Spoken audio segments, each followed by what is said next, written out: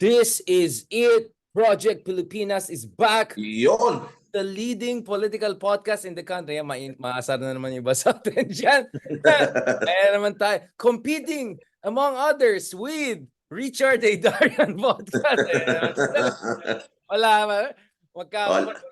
Dami magagalit. Lahat ng mga top sa atin, di ba? Yun ang maganda. Marami. Sa top 3. Para lahat. Sa top 3, dalawa tayo. Na lang. Yeah, okay. Bronze and silver minsan, gold minsan. So, competitive yan, maganda yan. Okay guys, kasama natin ulit yung vlogger extraordinaire, ang may pakanan sa aking vlogger life na si Marc Gamboa. Thank you very much, Marc, for joining me. Your fellow. Yan, ito talagang original. Ito yung OG. Bago dumating si Ronaldo. Ang tawag kay Ronald Llamas ngayon, bro, ano? Tawag sa kanya is Ronald Aldens. Why? Ronald Alden, ibang klase talaga mga tao. Natatawa talaga ako sa mga tao. Kasi crush ng bayan na political analyst daw siya. Ako po, sabi ko, talo tayo dyan, pare. Talo tayo dyan. Please lang, guys, wag naman Bobby Andrews sa akin. Medyo at sa akin si Bobby Andrews. Wag naman. Buti mga si Ronald, naging Aldens na ako, naging Bobby Andrews. Nanalo ba si Bobby Andrews sa counselor? I don't think pumasok. Ayun. Pero ang pumasok si Angelo. Dito sa Pasig. Di ba? Sabay silang tumakbo eh. Si Angelo nanalo dito sa Pasig. Mas inform ka sa akin sa mga ganun, bro. Pansin ko nga. So ito. Pag-usapan natin na. Yun. Ito na, umiinit na. Ito na. Coming in live 1 week later. Kamusta yung rally dyan? Don't tell me pumunta ka sa Davao or pumunta ka sa Maharlika. Quirino Grandstand. Ayun, nandun ako sa Quirino Grandstand. Okay. Parang parang malaking General Assembly ng mga government employees na may concert. May concert. Merong Scott Stackley, merong Andrew E. Wow. Diba? Sa kabila naman, di ba, may Kuya Will. Si Andrew E. Nandun na he was there. Sarah All. Yun nga, kasi parang iniisip ko din saan sasama si Andrew E. na rally. Sa Davao ba o sa Quirino Grandstand. So, sumama siya dun sa Quirino. So, after ng speech ni PBBM, natapos yung programa, tapos si Andrew E. yung finale. So, siya yung last na nag-perform siya. I think, ang haba nung set niya. He performed a lot of his songs. Tapos, masaya naman. Concert yung atmosphere. Merong part lang na yun nga, isang oras na to showcase yung mga bagong Pilipinas na mga programa ng PBBM government. Yun. Pero yun nga, ang nangyari nga, is nagkatapatan, di ba? Sinong pumunta sa Davao, sinong pumunta sa Quirino Grandstand, sinong parehong pumunta. Right. So hindi ko naabutan yung kay Sara eh. Hindi ko naabutan eh. Pagdating ko tapos na siya eh. Baka nasa aeroplano na siya nung papuntang Davao nung dumating ako dun sa sa Quirino. Wait. Pero, so Sarah was there in Manila first? Yes. Kaya andun si Andrew E. No. Kasi ang main event was 6 p.m. Sarah left mga 4 p.m. pa lang, umalis na. In fairness to her, kasi nandoon yung mga DepEd employees. Yun. So at least she was there to show support and yun nga parang namamangka sa sa dalawang ilog, hindi mo maintindihan. She is caught between yung kanyang serving PBBM administration and yung kanyang pamilya na ang daming mga sinabi sa Davao. I want to talk more about that later on kasi may speech si Sarah na pinost ko rin online whereby yung essentially sinabi niya, dapat respetuhin natin yung mga essentially family natin, but having said that, there also has to be respect for your duties as an elected leader. So essentially having the cake and eating it too, diba? So siguro later on pag-usapan natin if Sarah can be the bridge. Because yung ibang bridge wala na. Martin Romualdez, Arroyo, Amy Marcos. I know she's trying to be the bridge. I don't think so. Maybe Sarah at the end of the day could be the bridge. But before going there, can you give us a little bit of more update? So what exactly was the program, Quirino? Napanood mo si BBM nung speech niya? Yeah, nandun ako sa nakasingit ako papunta sa harapan. I was able to catch yung buong speech niya. And ano naman, it was an ano parang pep rally nga for government employees eh. Kasi puro mga government employees yung pumunta doon. Tapos di ba syempre nagreklamo masyadong extravagant, masyadong magastos. Pero they just showcase yung mga projects ng ano ng president, which is yung sa Pasig pinakita nila, tapos yung mga build more, yung love Right. for all ni First Lady, yung mga ganon. So Si tapos First yung Lady speech niya, yung nandun? normal lang din na speech na bawal yung tamad sa gobyerno, bawal yung tiwali. Aba, So aba, the aba, aba, aba, usual. aba. Good. Wait lang, ano to? Maro husband speak. Sino ba? Parang wait lang, parang ano to? Lenny campaign ba to? Yung ayos sa corruption sa tamad. Medyo parang, wait lang, andun si First Lady? Kamusta si First Lady? Yes. Actually, nandun si First Lady. So si PBBM sa kanan niya tama ba? Si First Lady, sa kaliwa niya si former President Gloria Arroyo. Yun Oh, yung una kong napansin interesting. talaga So Arroyo kaagad. was still, she's still in the mix. Wow. Yes, She's yes. still, And hindi siya pa yung nawawala unang talaga, binati ni no? BBM. Yun ang napansin ko talaga kaagad nung nag-scroll ako ng video. Teka, si Gloria ba yun? Sinumpa si Gloria nga. Oh Yun. my So God. so Ibang klase si mukhang Madam, no? ang usap-usapan, Gloria has jumped ship from the Duterte camp, and sumama na dito sa kanyang protege na si Martin Romualdez. Yun. Wow. Wow, talagang Philippine politics. Ibang klase talagang ano eh. Ibang klase talaga mga alignment, ibang 360, ano mga 180. Malig talaga tayo mag-basketball, no? Mag ano, talagang crossover. Mga crossover na yan. I didn't know actually the Arroyo one. That's a new information to Oh, me. I didn't know about that. So actually I'm surprised, to be honest, about it. Wow, that's ayan. interesting. Mukhang things are improving dun sa relationship nila. Or And at least I think she's smart enough to realize the powers with the other side na. I think she saw the writing on the wall, which tells you she's really a smart politician. 'Di ba? Yun yung pansin natin kay President Arroyo na, she knows what she's doing, 'di ba? She knows what she's talking about. How was the First Lady again? Kamusta siya? Like, you think she was confident? She was bubbly as usual? Nangangasar ba siya? Like, anong drama? ano lang, she was there lang to support her husband. Yeah, as Nandun usual. lang siya para suportahan. And syempre, ang daming bisita kasi. Lahat ng mga Right. cabinet secretaries nandun. Ang mga senators na pumunta doon, si Senator Jinggoy, Senator Lito Lapid, Senator Bong Revilla. So, parang may mga clue siguro yon kung sino yung mga potential na makasama sa slate ng bagong Right.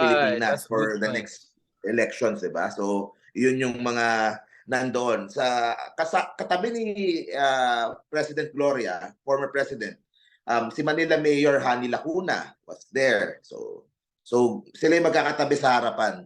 Tapos yung mga mga secretaries na of the different mga tawag dito departments ng government yung nandoon. So So may ang daming pagka-unity ang daming team. mga bisita. So may pagka-unity team in a sense, di ba? Andun Yeah, pa, yeah. more or less Oh. everyone is there. Even Sarah is there. Oh, whatever, however she wants Pero to. yung Sarah missed the 6 p.m. Kasi 6 p.m. yung main show eh. Doon lang dumating si PBBM. So, nilaunch nila yung parang may songwriting contest for Bagong Pilipinas. Merong yung in-explain nila yung logo, bakit ganon. So, parang launch nung buong direction ng kanyang presidency. So, ganon yung ginawa niya. At the same time, show of force na rin. Na Yeah, I ganon. think At that was pep really rally. it was really I think show of force, diba? It was really about showing na where the power, where the power is concentrated talaga, no? Yeah. In a way, flexing of the muscle. Was there a discussion about Chacha? Because diba yun yung sinasabi ng mga critics na this was more like, a pro-Chacha rally, and of course very defensive yung administration. So no, this is just about reiterating the call of the president for inclusive, unity-driven kind of politics. Was there anything around Chacha or people who are active in Chacha? Si Martin Romualdez, nandiyan ba siya? How was he? Ayun. Definitely, si Speaker Martin is nandun. So, doon naman siya sa side ni Lisa. So, si PBBM, si Right. First Lady, si Speaker. speaker, tapos yung mga ibang congressman na mga bataan ni ni speaker. Pero there were no yung part na napanood ko kasi yung mga, mula 4 p.m. hanggang mga 7-8 p.m. Right. There were no mentions of Chacha. Wala naman na kung nakita na any signs or anything to promote or anything to wala naman. So mostly government lang. Parang isang malaking lang siya, nagpa-general assembly ng mga government employees. O tapos parang pep rally, o ito gagawin natin, o tapos concert. Parang family day, parang ganun yung lumalabas. So, in a way, parang everyone was there except si Digong, right? And essentially the Davao people. Aimee. Oh, yeah, Aimee. So, sinong wala? So, wala si Aimee, wala si Digong, sino pa? Obviously, wala rin Yung all of the senators except 3 na pumunta doon. Right. Tapos, yung mga nasa Davao, wala doon. Sila Digong, of course, sila Senator Bongo and Senator Aimee. So, yun naman. Pero most of everyone doon sa administration nandoon sa Quirino. Tanong ko lang, how was ano ulit yung kinanta ni Andrew E? Di ba? Bagong Pilipinas. Hindi niya kinanta eh. Ewan ko, Ganun. kasi umalis ako ng I didn't finish his set. Siguro mga 30 minutes in, umalis na ako. I was waiting for him to sing that. Hindi niya kinanta eh. Ewan ko sa dulo nung umalis ako. Pero I was waiting for him talaga. Nakantahin yun. Pero kinanta niya yung niya. Yung lahat ng yung mga Andrew Ford Medina, yung mga 90s niya, rap hits niya. So you went back to the basics, kumbaga. Oo, he went through na. Parang party mode lang talaga. Party mode lang talaga. Masaya, Jose and Wally nandoon din, nag-perform din. So ang daming mga artists din na nag-perform. So basta yung sa concert part, masaya naman, nag-enjoy naman din ako. And bloggers, any major influencers there? Meron kasing mga Obviously, alam natin sino mga vloggers wala na influencers. Alam natin sino mga walang influencers. Pero yung mga sino? Definitely, lahat ng DDS wala doon. meron kasing mga, we call them street vloggers. Maski nung election, sila yung nagkakalye survey. So hindi sila commentary katulad natin, pero mostly they cover yung mga projects, before yung Manila Bay, kung merong mga construction, ganun. So, merong portion doon na given to vloggers na nandoon sila. Kasama ng mga media, ng mga cameraman. So, merong portion doon. Tapos yun lang yung part na may wifi, tapos may pagkain. Pero yung mga big name na mga komentarista na konti lang, wala halos definitely lahat ng DDS wala doon. Wala doon sa Quirino Grandstand na rally. Meron kasing mga organization na na kinukuha yung example yung Tugon. Tugon is the group of street vloggers na covers the projects of the president. So kapag merong mga opening, merong mga kunyari housing ganun, they get invited. So pumupunta yung Tugon. So marami yung kaibigan diyan. So usually mga street vloggers sila pupunta sila cover nila.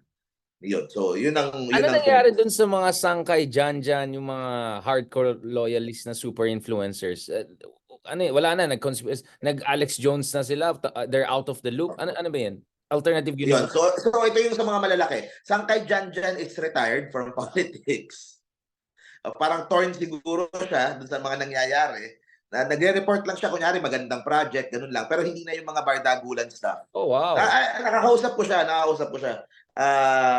Pero ayun, as of right now, parang he's a free agent. Parang ganun. hindi siya either side. Hindi siya strong on either side. So nag-detox na lang siya. Nag-detox na lang siya. Oo Meron siyang mga vlogs about the Bible, about sa Israel, about sa world. Wow. He went about sa world events. So doon nakatutok yung vlog niya. And meron siyang audience for that Meron siyang audience. I'm sure. Para malaki na yung following mo. Usually kung malaking following mo, even if medyo umiiba yung ginagawa mo, eventually, you know, the algorithm will get a hang of it. Kasi di ba ako rin Kasi siya yung 1 million subscribers eh. Yeah, Ang isa exactly. sa mga prominente din na nung sa Unity noon, si Coach Jarrett. Si Coach Jarrett, he is... Ay, mahal na mahal ako nun. Ha! Parang di ako inaano nun. Oh, ano, kamusta kayo? Si Coach. Si Coach. Di ba, nandun siya doon sa buong issue ng yung mga kay Trixie during the start of the presidency, di ba? Yung grupo na yon. Tapos nagkagulo-gulo na. Oo, tapos si Maharlika, tapos hanggang nagkaaway din si Maharlika at saka si Jarrett. Pero ngayon, si Jarrett is on the side of the admin. Although meron siyang hirit paminsan-minsan, pero more on the admin side siya kaysa doon sa mga Duterte side. May konting, may mga pitik-pitik pa na natira. Yung mga may konting withdrawal pa siya from DDS days niya. Okay. Oo, pero mostly ang mga niya is criticizing yung rally sa Davao. Right. More on ganun yung niya, more on ganun yung mga vlogs niya recently. Pero very active na din siya sa politika ulit. Yeah, now of course that sets a tone. Speaking of DDS, there's no more DDS than the father of DDS, Rodrigo Rua Duterte, otherwise known as, ano ba yung Karen pag mapapamak na naman. Kevin. Ayan, lagot yan na naman, makano ka na naman. Ken of our polit. Si tatay, sabi ni mami, wag na natin. Okay bro, ito. Magpapapait na tayo, okay. Ito bro. Obviously, we all expected Tatay Digong to come out kind of guns blazing. No, and in fact, I was a bit surprised that Baste kind of got the ball rolling when he called on President BBM to resign. I want to ask you, were you surprised by how intense it got? Like, I mean, alam naman natin may tendency mag-wild off the script si Tatay Digong. We saw that for 6 years straight. Believe me, I know that. I had to break down his Sona speeches and all of that. My goodness. Bumalik yung migraine natin. But it was like even crazier than we thought, right? Like, I was surprised. you were thinking the craziest and then he topped that, di ba? Oo. Kasi you were thinking na na baka maghinay-hinay because of the possible retaliation from Malacanang. A few days before that, parang medyo medyo mabait na siya eh. 'Di ba? Medyo nakikiusap para sa SMNI, tapos biglang doon sa rally, biglang puro PI, puro bangag. So I was shocked talaga. I didn't expect na ganun. Na I was expecting mga konting pitik lang, konting lang. Hindi ko na all-out declaration of war itong si PRRD doon sa kanyang Davao rally. And I'm sure, siguro tingin ko maski si Aimee, she wasn't expecting siguro na ganun kabigat. Or si Baste, diba? Or even Baste, diba? She immediately said, hindi, nag-apologize yan si Baste, diba? Parang nagganon si Aimee.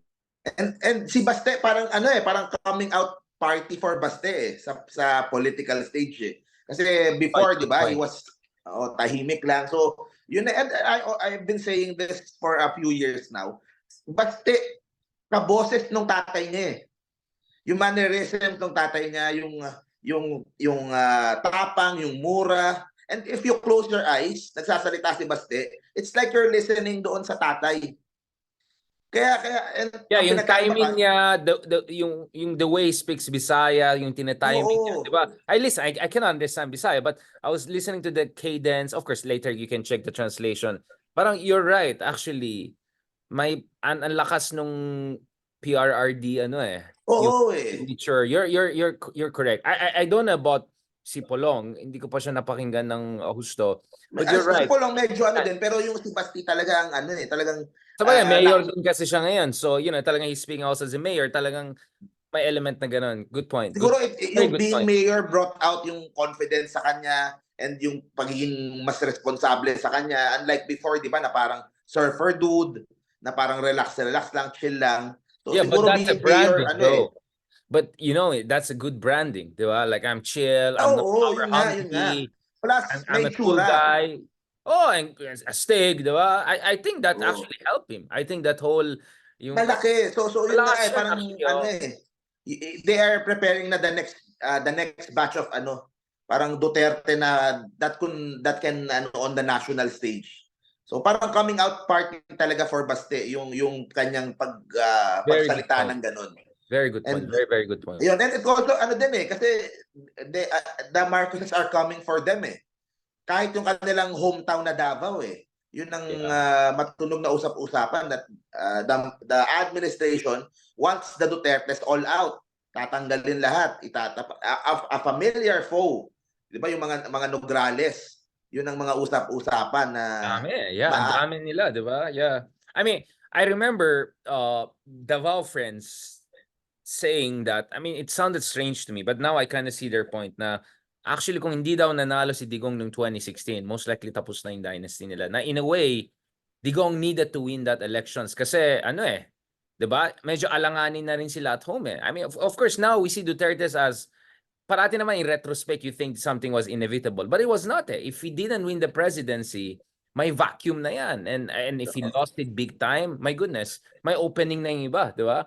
And luckily for them, it didn't happen. But yun nga ang problema ko naman dito, I'll go back again to Digong's speech is, this is the difference with Arroyo, di ba? Former President Arroyo is largely acting like a former president, right? Even when nagtataray siya, mataray na si Tita Arroyo. She still tries to keep that dignity of an ex-president and try to project herself as above the fray and I'm just here to serve and all of that. Digong, totally. I mean, for 6 years, binash niya si Pinoy, binash niya si Ramos, ang lahat binash niya Amerika. And then ngayon, binabash pa niya yung sumunod sa kanya na aliado niya dati. Ako bro, before going to yung itong defiance of reality thing, I was surprised sa parang sinabi niya, ando ka sa listahan, pero dahil magkakilala tayo, nung una sabi niya magkakaibigan, and then, hindi tayo kaibigan, hindi ko na tinuloy yung kaso. So parang umamin siya na, di ba? Na kung kaibigan. Na nagagamit sa kanya yon na diba? porket kaibigan mo pala, hindi mo gagalawin. So arbitrary. Hindi ito base talaga sa facts, 'di ba? Or the merits of the case. So medyo umaamin-amin na siya sa modus operandi niya. But you think this is also about him not accept kasi kung titingnan mo yung highlight na pinost ko, which has done like 4 million views I think on Instagram alone. I think pinaka-feeling mo, imagine, while I'm having meetings with Foreign Ministry, Defense Ministry, METI, like talking serious stuff on the sides, check ako ng speech ni Digong, listening slow. Yung part na kinall out niya si First Lady, di ba? And then, sinabi niya, ito talagang ayaw ko mangyari. Like, parang he was saying, I saw this coming. Na talagang dapat wala kang tiwala pag di ba he was saying na we should have never trusted you guys and it was a mistake that I didn't let my daughter win it or something like that. Parang ganun yung implications din, di ba? So makikita mo na parang he feels vindicated. I think that's a term I didn't use in my previous vlogs and may pagka-sense of vindication si Digong na I always said itong mga Marcoses hindi magpagkatiwalaan mga to, and then he went on this complete literally offensive mode of accusing a sitting president of engaging illegal lifestyle. Diba? I mean, like, and he did that all in 2 minutes, bro. It took me 1 hour vlog to analyze 2 minutes of his speech. I mean, it's just incredible, right? I mean, you can say because medyo sabog, you can say, but actually it's also because he does that. He says 4 things at the same time. Actually, I analyze Trump. He does the same also. The populists, they tend to do that. They're multi-messaging ang tawag ko dyan. Parang kung may multi-platform, sila multi-messaging. So sa isang minuto, sa isang paragraph, dami nilang tina-target na audience. So very efficient sila. Actually, that's a good analysis. Actually, I'll write it down. I noticed that, kaya kahit di mo ma-follow yung train of thought nila, they talk yung mga buzzwords. So kung ikaw, naghahanap ka ng Marites, andun yung Marites niya. Kung ikaw ay kompleto lahat para sa lahat. Ikaw naghahanap ng kritisismo sa Chacha, andun yun. Kung ikaw naghahanap ng challenging at saka pagyabang, andun yan. Kung ikaw naghahanap actually ng analysis ng Chacha, so multi-messaging, yun yung skills ng populist. They don't sound articulate, they sound sabog even. But if you look at the emotional impact, I think that's where, I don't want to use the word genius, but I think that's where the smarts, communication smarts comes in, right? Pansin mo rin, di ba? Like 2 minutes. Yung charisma lumalabas. Pag pinagtabi mo yung speech ni PBBM at ni former President Duterte, yung kay BBM was more on generic, normal na speech na sometimes, di ba, na parang medyo maboboring ka din after a while, ganun. Yung kay Duterte, ano parang inaabangan mo. Parang merong Zian Gaza revelation na hinihintay mo kung Ayan what na will naman they tayo, say ah. next, what Nag-plug will in ka naman ng oh, beshi mo. Naiinggit na ako, ah. Talagang authority mo talaga si Sian Gaza. Richard, hintayin mo yan. Meron akong data na parating kay Sian. Tapos, shucks, totoo pala si Sian Gaza. Nung lumabas yung buong video doon sa poblasyon, like, oh my God, nagkamali si Tulfo, nagkamali si Risa. Oh my goodness. Okay, I'm sorry. Shucks, Hindi, bro. pero Tama si it's Sian. really it's really talagang fun to watch Talagang tapos may comedy, yung comedic timing niya. Iba talaga, yan talaga ang Question, best bro. So, niya that's my question, right? What is charisma if not for emotional connection and impact? Diba? I mean, madaling sabihin charisma yan, but what is really charisma? Diba? Charisma is when you talk to someone or someone talks to you, parang nakaka-relate ka sa kanya. Parang ang gaan ng feeling mo sa kanya or parang na-excite ka sa kanya. Diba? Yun yung charisma eh. And yun yung meron talaga kay Digong, meron kay Trump. I mean, I don't agree with them. Alam naman tao yung but I'm a fair guy. For me, it's a political communication skills in the 21st century. Siguro nung dating panahon, pag ganyan ka magsalita, dadaling ka na sa presinto, di ba? Paliwanag ka sa presinto. But in our age of social media, spontaneity, self-promotion, audacity, virality, very good point, bro. Ang dami mong magandang point today, ah. From busted to this. Actually, I'm really enjoying this. Nag-pick up yung discussion natin, ah. Yes, this multi-messaging strategy is very effective, bro. Kasi yun nga, sabi ko, I listen to Duterte, I really try my best, and then I come up with so many emotions. Naiirita ako, natatawa ako, naiinis ako, nag-aalala ako, di ba? Yung parang lahat na yan, tapos na-excite ako, di ba? Like, ang dami mo. Manood ka ng speech ni, I don't know, si BBM, parang, magaling speechwriter. Parang gano'n lang. Honestly. Parang, yun lang talaga. Okay, in fairness, okay. Pero yung hindi kong parang, wow, wow, wow, wow. I mean, kung i-brain scan mo yung mga tao, or alam mo yung mga scanning hit, mga ganyan, ang daming na mga juices are, getting moving. Like, it gets mo, na high blood ka, na ano ka. Have you noticed that? Di ba? Parang ganun din yung analysis ko dito eh. There's some emotional connection that Duterte establishment. Again, I'm not endorsing the content. Just to Pero be ako personally, yung while watching yung speech, mas kumano sa akin yung ang word na pumapasok sa akin is hubris tsaka arrogance. It is one thing to talk like that when you're president. Lahat sumusunod sa'yo, lahat hawak mo, lahat ng bumangga sa'yo, di ba, will take on the full resources of the government. It's a completely different thing kapag nandun ka sa labas, kapag ikaw yung aaway dun sa government. Talagang hindi ko talaga magets kung bakit siya gaganon. He knows yung kakayahan ng government. Parang he's even taunting the government. Anong gagawin nyo? Sasabihin ko bangag ka, sasabihin ko ganito ka, sasabihin ko first lady ganito, sasabihin ko anong gagawin nyo? Parang he's even taunting So hindi ko talaga magets why, anong strategy that he wants to put himself in that position. Plus, I think he was expecting for the people to stand up, for the people to rally, for the people to, parang may ganong expectation But the thing is, may pagrarally yung mga supporters niya sa social media lang Marami keyboard warrior. You won't see them on the ground. Kanina, sa liwas ng Bonifacio, merong Sara, parang Inday bro, Sara na ganun. Did you stop for a moment? Kasi medyo maharlika yung kasi medyo maharlika yung eyeglasses ko. Is that why you paused a little when I put that on? Like Medyo wala ako ng train of thought ko. Sorry. Masakit ang ulo ko sa usual. I put eyeglasses pag ganyan. Paglagay ko, biglang nagpa-pause Okay. Go ahead. Yung kay Sara kanina was I think less than 100 or 200 people yung nandun sa liwasan when they called out people na mag-mini-rally, ganun. Diba? So maybe Duterte was expecting na people would stand up, people would go against the Marcoses, maybe another EDSA revolution. But no marami silang followers, bastos yung mga ibang followers nila, pero hanggang social media lang. You can't expect them to go out on the streets. You can't expect them to, kung haharangan mo yung mga pulis, haharangan mo yung, diba? Hindi hindi ko talaga magets kung ano yung objective niya in doing that. Aside from riling up his base. Kasi yung base lang yung base lang yung and he even lost some supporters dahil yung mga crazy ideas like separating Mindanao, which we will talk about later.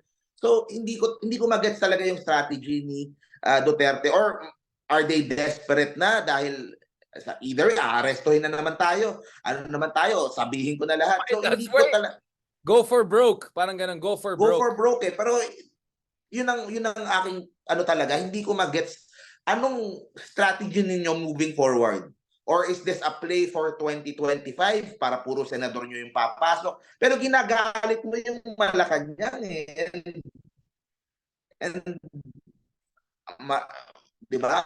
Babalikan at babalikan tuto. If before, so ikaw Richard, ano tingin mo? Anong strategy? Anong napala nila in doing that? Anong end game ang pwede mong ma-achieve through that? Kasi the military won't budge that. Wala din naman eh. Di ba, is calling on the military, the police, huwag nyung ganun. It won't work that way na pagtatawag kang ganun. Pero ikaw, what do you think? No, I mean, this is the place. Again, thank you for saying this, because as much as I was talking about the power of multi-messaging and all, that makes sense when you're on the upward swing as a politician. Sa election, and as you correctly pointed out, when you are in a position of power.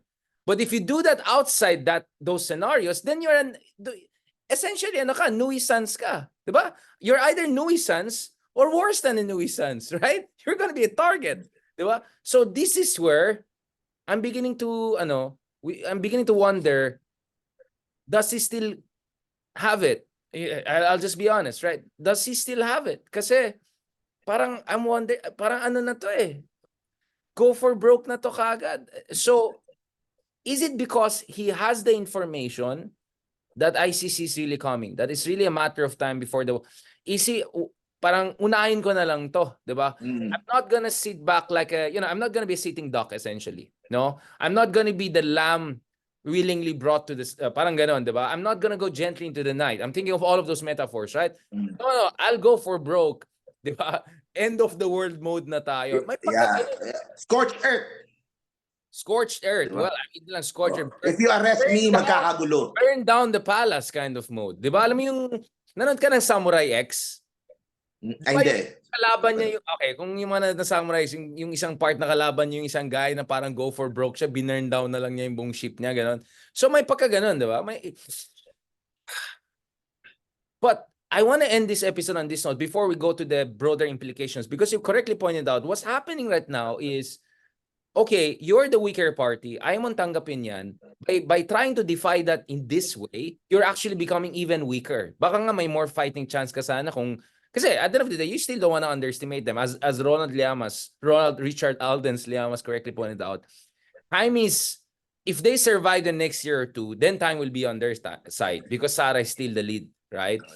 Candidate, diba? In elections, they're still strong. Oh, pero the next year or two will be crucial. This is where things could be decided. So, logically, he shouldn't be doing what he's doing right now, right? So, either he has an information, insider information na tama siguro si Trillanes after all, or it's also a combination of that and he's simply not in his best.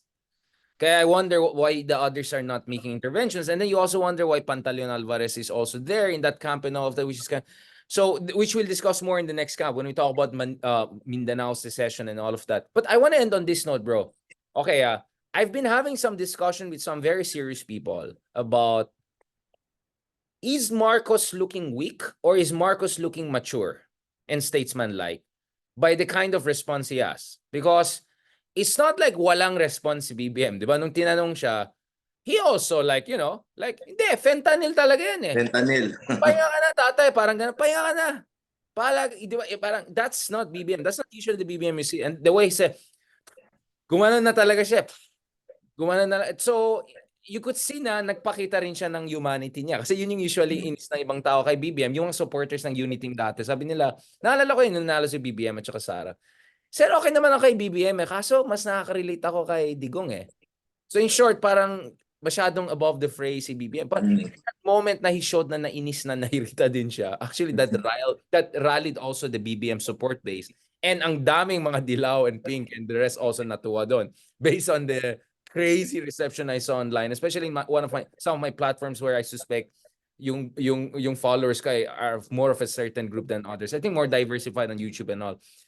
Do you think BBM is being mature and smart about this, or do you think that he's still looking a little bit parang yung weak leader idea he's actually feeling? Kasi parang you would think this is the opening na. Ito na yung casus belli, di ba? This is the perfect justification for BBM to go in and tapusin yung usapan.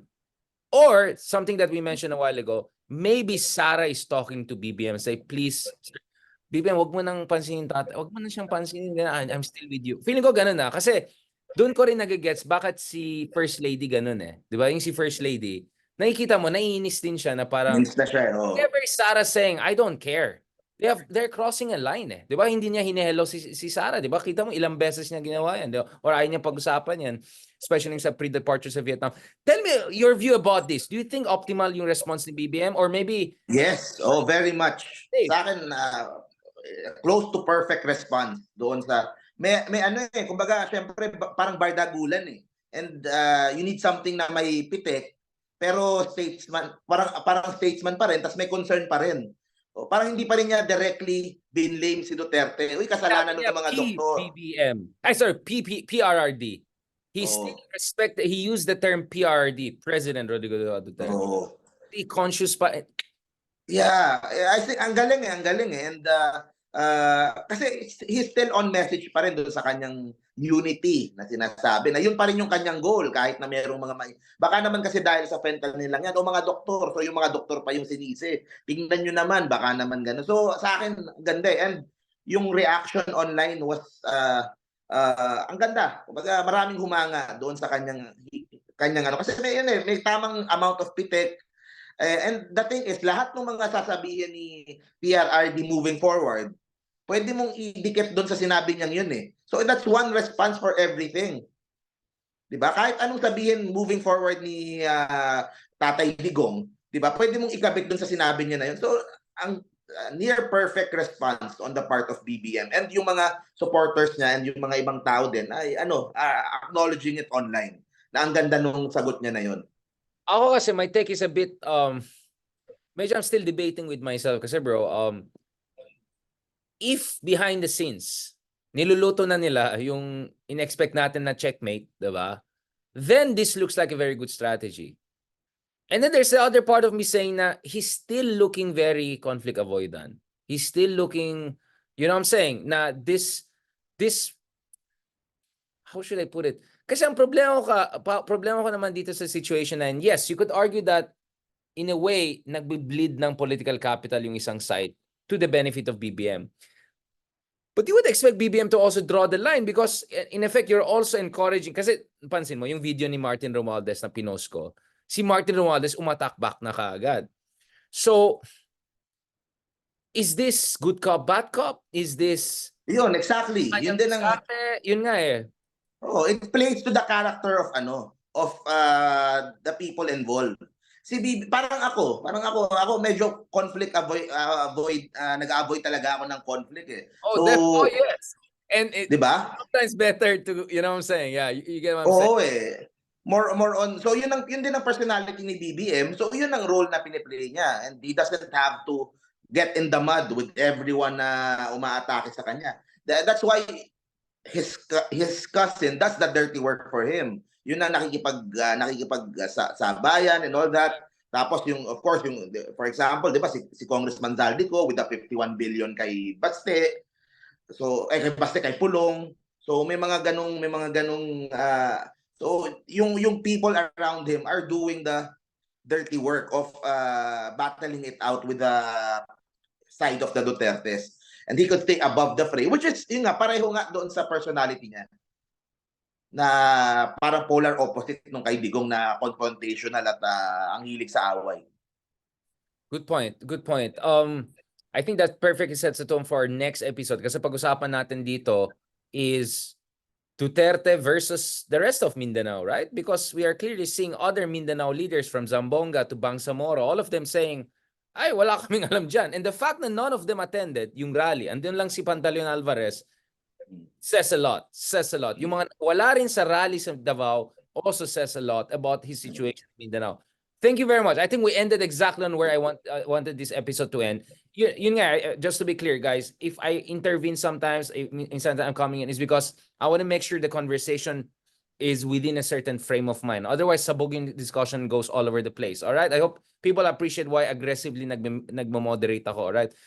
And I want to get the most out of my my interlocutors and my co-host in this case, like our good friend Marc Gamboa. Thank you so much, my great friend Marc Gamboa, for this fascinating episode. Just to be clear, did you say na nakaka-relate ka kay BBM na paras kayong conflict avoidant? Na-avoiding conflict na you can see it naman sa my vlogs di ba? In fairness, that's a good point. Kumbaga si Digong si Banat Bay. Ako ako yung, di ba? Parang gano'n naman obvious naman dun sa mga ano. So, ganyan talaga, yun lang talaga yung personality. Well, and it kind of worked for you and it worked for BBM so far. You're both pretty successful in your own world. So, there are many ways to get to Rome, right? So do you, di ba? Do what makes you happy. Ikaw, who you to question, do you? All right. Okay, on that note, thank you very much. Ngayon, let's go na. Ito na, magsisimula na. Mainit-init na yung usapan. Woo! Let's go! Pag-usapan na Philippines minus. Bakit sinama pa yung Palawan? But anyway, pag-usapan natin yan sa next. Thank you very much, Marc Gamboa. Latest episode of Project Pilipinas. Dahil mahal na mahal natin ang ating bayan, especially yung Bardagulan. Buong Pilipinas. Maganda. Okay, yun yung entry natin sa next episode. Okay. All right.